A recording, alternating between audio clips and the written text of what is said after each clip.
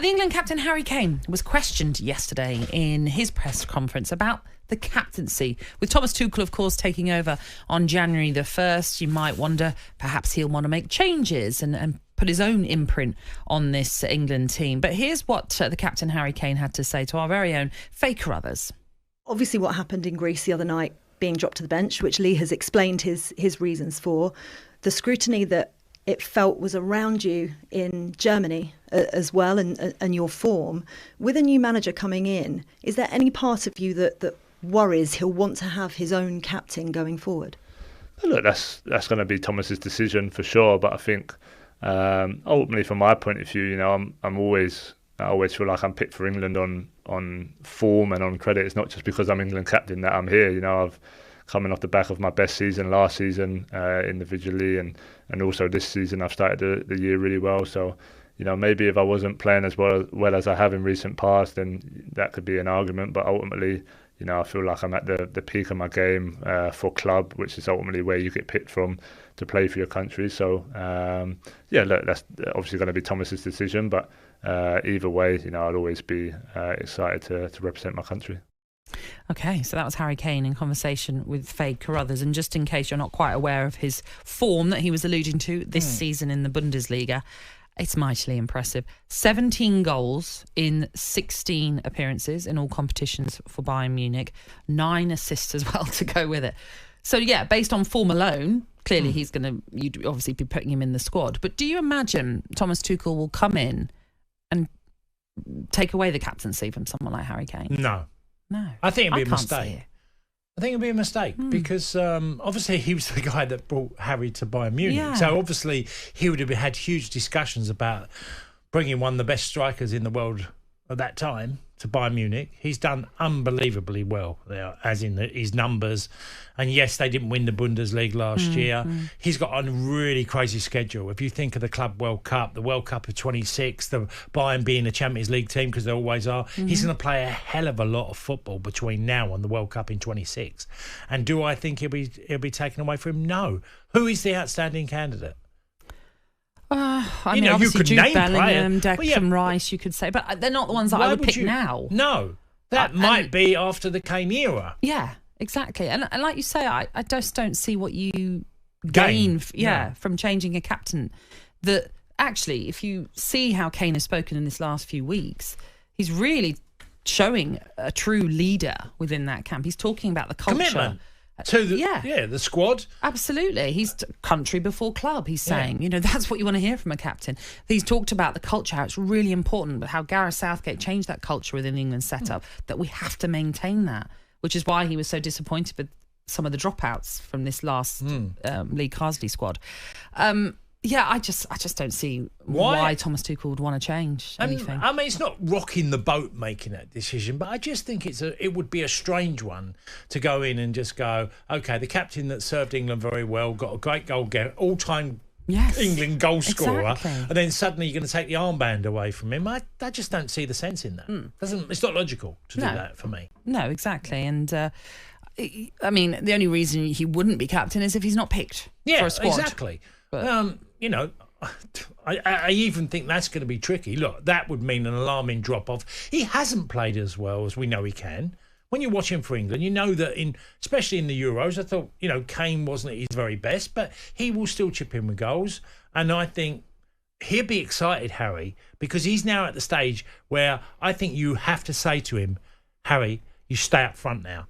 There's 2 wingers. And you can put Saka in there, 3, because you know how much I think of Saka. They've got 3 wingers, all can get to the byline. Yeah. You do not need to play the 10 role. Allow Bellingham to come into the space that you vacate for him. Bellingham's going to be the ultimate difference in for Harry Kane. He's going to have 2 wingers that can get to the byline. If he stays up front, he's making a load of space for Bellingham to run into, or any other number 10 that might be available if Bellingham wasn't there. So I think it's critical now that Kane stays forward. He doesn't do that role of dropping into midfield and picking up the ball. I think, no, just don't do that anymore. Don't need to. Yeah, I think we all agree with that. Yeah. That's been some of the frustrations for a lot of England fans, seeing him drop as deep as he has and not then being in the box when you want him to be there to sometimes pick up those crosses that come in. Funny enough, we were talking about Robert Huth yesterday, if you remember, when he was talking about Thomas Tuchel and the motivation to take on Germany if England were ever drawn against them a major tournament. Do you think Lee Carsley's got an issue today? Taking on Republic of Ireland? No, I think he'll send his England team out that he's managing to win. Yeah. Sentiment goes out the window here. It's about doing your job and his own record, and also it's a strange one, that, because I said it yesterday, playing against your old clubs. I played against Millwall when I was at Villa. I scored for Villa against Millwall. And I remember the Millwall fans weren't too kind to me when I scored.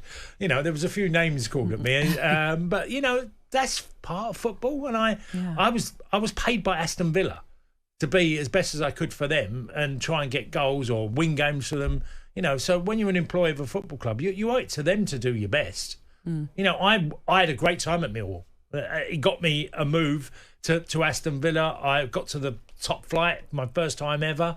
It was a great period of my career being a Millwall player, alongside Sheringham, with partnership, all of that. Really nostalgic period with the players I had at the football club around us. So, no, he will try his socks off to get the right result today. Yeah, for England. Yeah, because you imagine at the end of the day, he would love nothing more. And he has said after this campaign that he'll speak to Thomas Tuchel about the players and everything like that. But you imagine he'd want to go to Thomas Tuchel and be like, here you go, I've left you now with League A. Up the best tier to be in of the Nations League. I've done my job. Yeah. I can't see how anyone can be ever suggesting that a manager would not want to motivate their players to get a result. I mean, it's an interesting comment. The Greece performance at Wembley, where they obviously got beat and they lost. If Lee would have won that game, because Thomas Tuchel hadn't been named by then. No. If he'd have won that game in style, he might have got him the job, It just might. Remember, people might go, no chance. There was negotiations going on behind the scenes. I think it was already done even by that stage. I'm not so convinced of that, because I think they might have fought again. If they'd have won like they did if the performance was 3-0 at Wembley, like they performed in the away game in Greece, in Athens, if they'd have performed like that, I think England, the guys upstairs might have gone, do you know what? Could give him a chance at 18. It's only an 18-month contract for Tuchel. No, they could have gone, Lee, you can have it for 18 months. You can lead us to the World Cup. Yeah, I do know what you mean, because obviously everyone said that. As soon as that loss happened at Wembley, that's it. It's over for Lee Carsley. It felt like a 90-minute moment. Ten Hag kept the Man United job by winning the FA Cup final. That kept him there. Yeah. That persuaded them. I know it panned out differently, as obviously after what's happened this season. But I wouldn't have been surprised if Lee had had a really good performance and England had beat Greece at Wembley, that he could have had the job.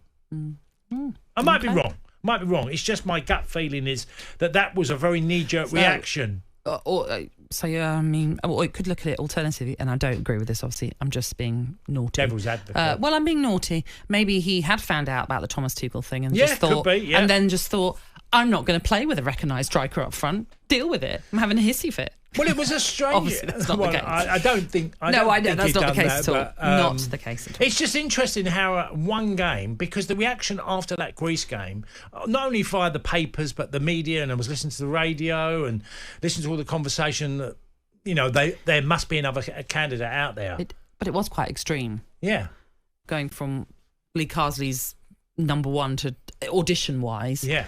To then one result, one bad performance, maybe obviously questionable decisions in terms of personnel, but it was all over after one game. Yeah. I just, if they'd have won that, like they did in Greece at Wembley, the 3-0 in the manner they did, I'm not so sure that he wouldn't have been a candidate. Okay. All right. Well, you're entitled to that thought process, certainly. On AM, on DAB, via the talkSPORT app and on your smart speaker.